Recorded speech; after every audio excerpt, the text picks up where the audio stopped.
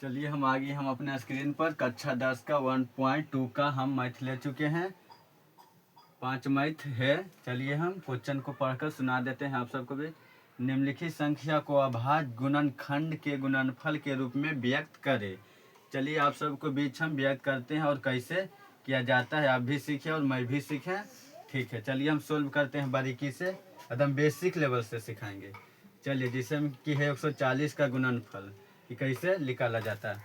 चलिए तो 2 से लगाते हैं, यानी 7 दूनी 14, यानी 7 दूनी 14, 7 दूनी 140 होता है। समझो तो ये भागे है। गुणनखंड का मतलब हुआ कि पहले छोटा सा लगता है तो लगाइए, पहले बड़ा से नहीं लगाना चाहिए। फिर हो गया 35 दूना 70, 35 दूना 70। अब देखिए 35 में 7 से भी कट रहा है और 5 से भी कट रहा है, तो 7 से भी कट रहा है और 5 से भी कट रहा है, तो हमको गुणनखंड का मतलब क्या है कि पहले छोटा अंक से लगाना चाहिए। तो 7 से छोटा 5 है तो पहले 5 से हम लगा देते हैं। तो 5 7 35, 5 7 35, 7 एकम 7 भी लगता है लेकिन छोड़िए इतनी पर सही है। तो फिर देखिए 2 गुने 2 गुने 5 गुने 7। देखिए 2 कितना बार है, 2 2 बार है, तो 2 पर पावर 2 चढ़ा दो। 5 कितना बार है, 1 बार है, तो 1 बार रहने दीजिए। 7 कितना बार है, 1 बार रहने दीजिए। यही आंसर हो गया। चलिए अब देखते हैं 2 नंबर का 156 का। तो देखिए 2 से हम लगाते हैं, तो 78 दूनी 156, 78 दूनी 156, 78 दूनी 156। अब 78 में 2 से भागा दीजिए, कितना आएगा, तो 39 दूनी 78, 39 दूनी 78 हो गया। फिर अब देखिए 33 39। अब देखिए फिर गुना कर देते हैं, 2 गुने 2 गुने 3 गुने 13। 2 कितना बार है, 2 बार, तो 2 2 बार है तो 2 पर पावर 2 कर दो, और गुने 3 और गुने 13। यही आंसर हो गया। चलिए देखते हैं 3 नंबर का। 3 नंबर का 3 से लगाइए, 3 एकम 3, 3 एकम 3 हो गया। उसका बाद 3 एकम 3, 3 एकम 3, 3 एकम 3 हो गया। बाकी हो गया 3 दूनी 6, 3 दूनी 6, 3 दूनी 6। बाकी बच गया यहाँ पर 2, तब 22 हो गया। तो 7 21, 7 21, तो फिर बच गया 15, तब 5 3 5 15, यानी 1275। अब देखिए हम देखते हैं कि 1275 में कितना भाग लगता है। 3 से देखिए, तो 3 चौक 12, 3 चौक 12, फिर 25 75, 25 75।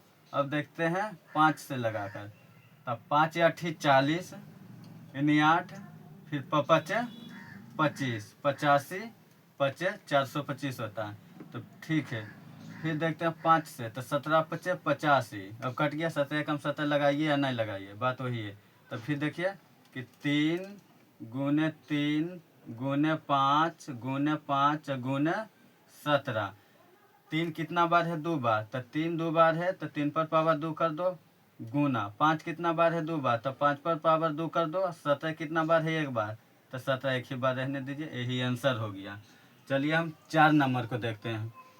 4 नंबर को देखते हैं, तब 5 से लगा दीजिए, डायरेक्ट कटिए रहा। 5 एकम 5, डबल 0, फिर 5 एकम 5, 5 एकम 5 हो गया। अब देखते हैं कितना से लगता है। 7 से देखते हैं लगा के, 7 एकम 7।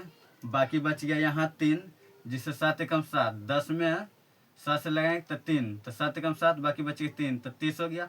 तो 7 चौक 28, 7 चौक 28, बाकी बच गया 2, तो 7 21, 7 21 हो गया। अब 11 से लगाते हैं, 11 से लगाते हैं तो 11 एकम 11, बाकी बच गया 3, बाकी बच गया 3, तो 11 3 33।